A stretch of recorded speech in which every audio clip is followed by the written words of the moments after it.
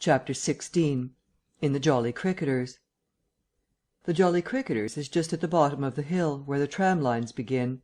The barman leaned his fat red arms on the counter and talked of horses with an anaemic cabman, while a black-bearded man in grey snapped up biscuit and cheese, drank Burton, and conversed in American with a policeman off duty. "What's the shouting about?" said the anaemic cabman, going off at a tangent, trying to see up the hill over the dirty yellow blind in the low window of the inn. Somebody ran by outside. "Faugh, p'raps," said the barman. Footsteps approached, running heavily. The door was pushed open violently, and Marvel, weeping and dishevelled, his hat gone, the neck of his coat torn open, rushed in, made a convulsive turn, and attempted to shut the door.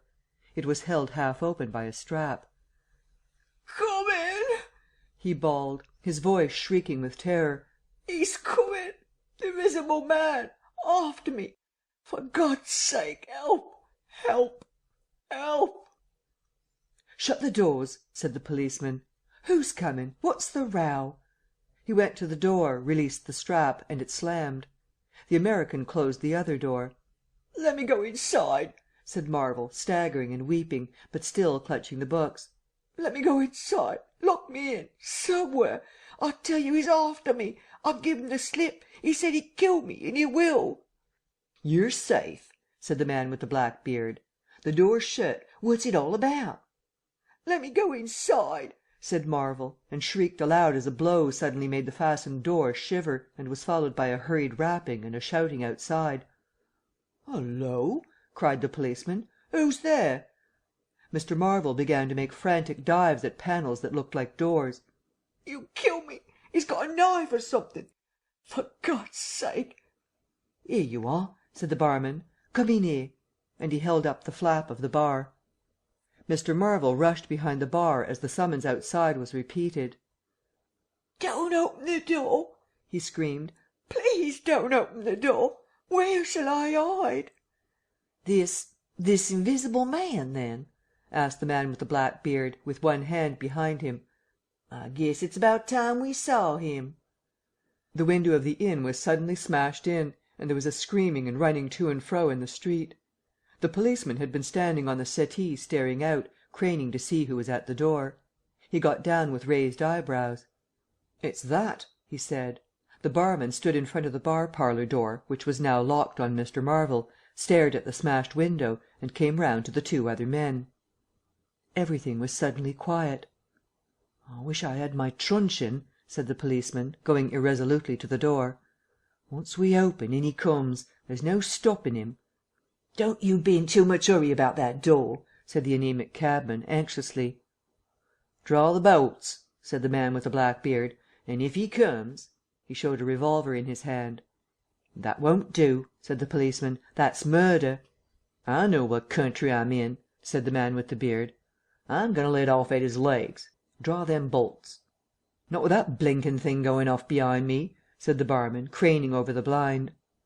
"Very well," said the man with the black beard, and stooping down, revolver ready, drew them himself. Barman, cabman, and policeman faced about. "Come in," said the bearded man in an undertone, standing back and facing the unbolted doors with his pistol behind him. No one came in. The door remained closed. 5 minutes afterwards, when a second cabman pushed his head in cautiously, they were still waiting, and an anxious face peered out of the bar parlour and supplied information. "Are all the doors of the house shut?" asked Marvel. "He's going round, prowling round. He's as artful as a devil." "Good Lord!" said the burly barman. "There's the back. Just watch them doors. I say!" He looked about him helplessly. The bar parlour door slammed and they heard the key turn. "There's the yard door and the private door. The yard door." He rushed out of the bar. In a minute he reappeared with a carving knife in his hand. "The yard door was open," he said, and his fat underlip dropped. "He may be in the house now," said the first cabman. "He's not in the kitchen," said the barman. "There's 2 women there, and I've stabbed every inch of it with this little beef slicer, and they don't think he's come in. They haven't noticed." "Have you fastened it?" asked the first cabman. "I'm out of frocks," said the barman. The man with the beard replaced his revolver, and even as he did so the flap of the bar was shut down and the bolt clicked, And then with a tremendous thud the catch of the door snapped and the bar-parlour door burst open. They heard Marvel squeal like a caught leveret, and forthwith they were clambering over the bar to his rescue. The bearded man's revolver cracked, and the looking-glass at the back of the parlour starred and came smashing and tinkling down. As the barman entered the room he saw Marvel, curiously crumpled up and struggling against the door that led to the yard and kitchen. The door flew open while the barman hesitated, and Marvel was dragged into the kitchen. There was a scream and a clatter of pans. Marvel, head down, and lugging back obstinately, was forced to the kitchen door, and the bolts were drawn. Then the policeman, who had been trying to pass the barman, rushed in, followed by one of the cabmen, gripped the wrist of the invisible hand that collared Marvel, was hit in the face and went reeling back. The door opened, and Marvel made a frantic effort to obtain a lodgment behind it. Then the cabman collared something. "I got him," said the cabman. The barman's red hands came clawing at the unseen. "Here he is," said the barman. Mr. Marvel, released, suddenly dropped to the ground and made an attempt to crawl behind the legs of the fighting men. The struggle blundered round the edge of the door. The voice of the invisible man was heard for the first time, yelling out sharply, as the policeman trod on his foot. Then he cried out passionately, and his fists flew round like flails. The cabman suddenly whooped and doubled up, kicked under the diaphragm. The door into the bar-parlour from the kitchen slammed and covered Mr. Marvel's retreat. The men in the kitchen found themselves clutching at and struggling with empty air. "Where's he gone?" cried the man with the beard. "Out?" "This way," said the policeman, stepping into the yard and stopping. A piece of tile whizzed by his head and smashed among the crockery on the kitchen table. "I'll show him," shouted the man with the black beard, and suddenly a steel barrel shone over the policeman's shoulder, and 5 bullets had followed one another into the twilight whence the missile had come. As he fired, the man with the beard moved his hand in a horizontal curve, so that his shots radiated out into the narrow yard like spokes from a wheel.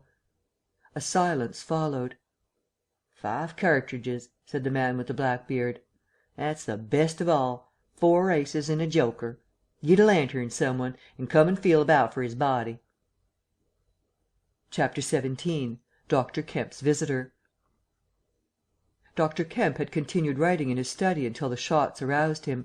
Crack, crack, crack they came, one after the other. "Hullo!" said Dr. Kemp, putting his pen into his mouth again and listening. "Who's letting off revolvers in Berwick? What are the 'osses at now?" He went to the south window, threw it up, and leaning out stared down on the network of windows, beaded gas lamps and shops, with its black interstices of roof and yard that made up the town at night. "Looks like a crowd down the hill," he said, "by the cricketers," and remained watching. Thence his eyes wandered over the town to far away where the ship's lights shone, and the pier glowed, a little illuminated faceted pavilion like a gem of yellow light. The moon in its first quarter hung over the westward hill, and the stars were clear and almost tropically bright. After 5 minutes, during which his mind had travelled into a remote speculation of social conditions of the future, and lost itself at last over the time dimension, Dr. Kemp roused himself with a sigh, pulled down the window again, and returned to his writing desk. It must have been about an hour after this that the front door bell rang. He had been writing slackly, and with intervals of abstraction, since the shots. He sat listening. He heard the servant answer the door, and waited for her feet on the staircase, but she did not come. "Wonder what that was?" said Dr. Kemp. He tried to resume his work, failed, got up, went downstairs from his study to the landing, rang, and called over the balustrade to the housemaid as she appeared in the hall below. "Was that a letter?" he asked. "Only a runaway ring, sir," she answered. "I'm restless to night," he said to himself. He went back to his study, and this time attacked his work resolutely. In a little while he was hard at work again, and the only sounds in the room were the ticking of the clock and the subdued shrillness of his quill, hurrying in the very centre of the circle of light his lamp-shade threw on his table.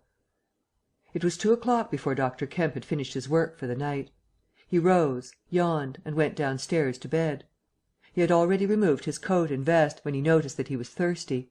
He took a candle and went down to the dining-room in search of a siphon and whiskey. Dr. Kemp's scientific pursuits have made him a very observant man, and as he recrossed the hall he noticed a dark spot on the linoleum near the mat at the foot of the stairs. He went on upstairs, and then it suddenly occurred to him to ask himself what the spot on the linoleum might be. Apparently some subconscious element was at work. At any rate, he turned with his burden, went back to the hall, put down the syphon and whiskey, and bending down, touched the spot. Without any great surprise, he found it had the stickiness and colour of drying blood. He took up his burden again, and returned upstairs, looking about him and trying to account for the blood spot. On the landing he saw something and stopped, astonished.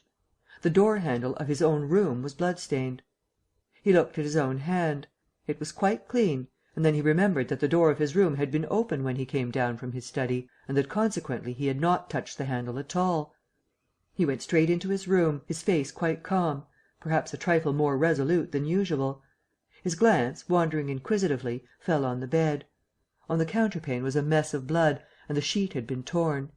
He had not noticed this before because he had walked straight to the dressing-table. On the further side the bedclothes were depressed as if some one had been recently sitting there. Then he had an odd impression that he had heard a low voice say, "Good heavens! Kemp!" But Dr. Kemp was no believer in voices. He stood staring at the tumbled sheets. Was that really a voice? He looked about again, but noticed nothing further than the disordered and blood-stained bed. Then he distinctly heard a movement across the room, near the wash-hand stand. All men, however highly educated, retain some superstitious inklings. The feeling that is called eerie came upon him. He closed the door of the room, came forward to the dressing-table, and put down his burdens. Suddenly, with a start, he perceived a coiled and blood-stained bandage of linen rag hanging in mid-air, between him and the wash-hand stand. He stared at this in amazement. It was an empty bandage, a bandage properly tied, but quite empty. He would have advanced to grasp it, but a touch arrested him, and a voice speaking quite close to him. "Kemp," said the voice. "Eh?" said Kemp, with his mouth open. "Keep your nerve," said the voice. "I'm an invisible man." Kemp made no answer for a space, simply stared at the bandage. "Invisible man," he said. "I'm an invisible man," repeated the voice. The story he had been active to ridicule only that morning rushed through Kemp's brain. He does not appear to have been either very much frightened or very greatly surprised at the moment. Realization came later. "I thought it was all a lie," he said. The thought uppermost in his mind was the reiterated arguments of the morning. "Have you a bandage on?" he asked. "Yes," said the invisible man. "Oh," said Kemp, and then roused himself. "I say," he said, "but this is nonsense. It's some trick." He stepped forward suddenly, and his hand, extended towards the bandage, met invisible fingers. He recoiled at the touch, and his colour changed. "Keep steady, Kemp, for God's sake. I want help badly. Stop." The hand gripped his arm. He struck at it. "Kemp!" cried the voice. "Kemp, keep steady." And the grip tightened. A frantic desire to free himself took possession of Kemp. The hand of the bandaged arm gripped his shoulder, and he was suddenly tripped and flung backwards upon the bed. He opened his mouth to shout, and the corner of the sheet was thrust between his teeth. The invisible man had him down grimly, but his arms were free, and he struck and tried to kick savagely. "Listen to reason, will you?" said the invisible man, sticking to him in spite of a pounding in the ribs. "By heaven, you'll madden me in a minute. Lie still, you fool!" bawled the invisible man in Kemp's ear. Kemp struggled for another moment and then lay still. "If you shout, I'll smash your face," said the invisible man, relieving his mouth. "I'm an invisible man. It's no foolishness and no magic. I really am an invisible man, and I want your help. I don't want to hurt you, but if you behave like a frantic rustic, I must. Don't you remember me, Kemp? Griffin, of University College?" "Let me get up," said Kemp. "I'll stop where I am, and let me sit quiet for a minute." He sat up and felt his neck. "I am Griffin, of University College, and I have made myself invisible. I am just an ordinary man, a man you have known, made invisible." "Griffin?" said Kemp. "Griffin," answered the voice. "A younger student than you were, almost an albino, 6 feet high and broad, with a pink and white face and red eyes, who won the medal for chemistry." "I'm confused," said Kemp. "My brain is rioting. What has this to do with Griffin?" "I am Griffin." Kemp thought. "It's horrible," he said. "But what devilry must happen to make a man invisible?" "It's no devilry. It's a process. sane and intelligible enough?" "It's horrible," said Kemp. "How on earth—" "It's horrible enough, but I'm wounded and in pain and tired. Great God, Kemp, you are a man. Take it steady. Give me some food and drink, and let me sit down here." Kemp stared at the bandage as it moved across the room, then saw a basket chair dragged across the floor and come to rest near the bed. It creaked, and the seat was depressed the quarter of an inch or so. He rubbed his eyes and felt his neck again. "This beats ghosts," he said, and laughed stupidly. "That's better. Thank heaven you're getting sensible." "Oh, silly," said Kemp, and knuckled his eyes. "Give me some whiskey. I'm near dead." "It didn't feel so. Where are you? If I get up, shall I run into you? There. All right. Whiskey? Here. Where shall I give it to you?" The chair creaked and Kemp felt the glass drawn away from him. He let go by an effort. His instinct was all against it. It came to rest poised 20 inches above the front edge of the seat of the chair. He stared at it in infinite perplexity. This must be hypnotism. You have suggested you are invisible." "Nonsense," said the voice. "It's frantic." "Listen to me." "I demonstrated conclusively this morning," began Kemp, "that invisibility—" "Never mind what you've demonstrated. I'm starving," said the voice, "and the night is chilly to a man without clothes." "Food?" said Kemp. The tumbler of whiskey tilted itself. "Yes," said the invisible man, rapping it down. "Have you a dressing gown?" Kemp made some exclamation in an undertone. He walked to a wardrobe and produced a robe of dingy scarlet. "This do?" he asked. It was taken from him. It hung limp for a moment in mid air, fluttered weirdly, stood full and decorous buttoning itself, and sat down in his chair. "Drawers, socks, slippers would be a comfort," said the unseen curtly. "And food." "Anything. But this is the insanest thing I ever was in my life." He turned out his drawers for the articles, and then went downstairs to ransack his larder. He came back with some cold cutlets and bread, pulled up a light table, and placed them before his guest. "Never mind knives," said his visitor, and a cutlet hung in mid air, with a sound of gnawing. "Invisible," said Kemp, and sat down on a bedroom chair. "I always like to get something about me before I eat," said the invisible man, with a full mouth, eating greedily. "Queer fancy." "I suppose that wrist is all right," said Kemp. "Trust me," said the invisible man. "Of all the strange and wonderful—" "Exactly.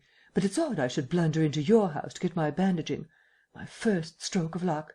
Anyhow, I meant to sleep in this house to night. You must stand that. It's a filthy nuisance, my blood showing, isn't it? Quite a clot over there. Gets visible as it coagulates, I see. It's only the living tissue I've changed, and only for as long as I'm alive. I've been in the house 3 hours." "But how's it done?" began Kemp, in a tone of exasperation. "Confound it, the whole business! It's unreasonable from beginning to end." "Quite reasonable," said the invisible man. "Perfectly reasonable." He reached over and secured the whiskey bottle. Kemp stared at the devouring dressing gown. A ray of candlelight penetrating a torn patch in the right shoulder made a triangle of light under the left ribs. "What were the shots?" he asked. "How did the shooting begin?" "There was a real fool of a man, a sort of confederate of mine, curse him, who tried to steal my money, has done so." "Is he invisible too?" "No." "Well? Can't I have some more to eat before I tell you all that? I'm hungry, in pain, and you want me to tell stories." Kemp got up. "You didn't do any shooting?" he asked. "Not me," said his visitor. "Some fool I'd never seen fired at random. A lot of them got scared. They all got scared at me. Curse them! I say, I want more to eat than this, Kemp." "I'll see what there is to eat downstairs," said Kemp. "Not much, I'm afraid." After he had done eating, and he made a heavy meal, the invisible man demanded a cigar. He bit the end savagely before Kemp could find a knife, and cursed when the outer leaf loosened.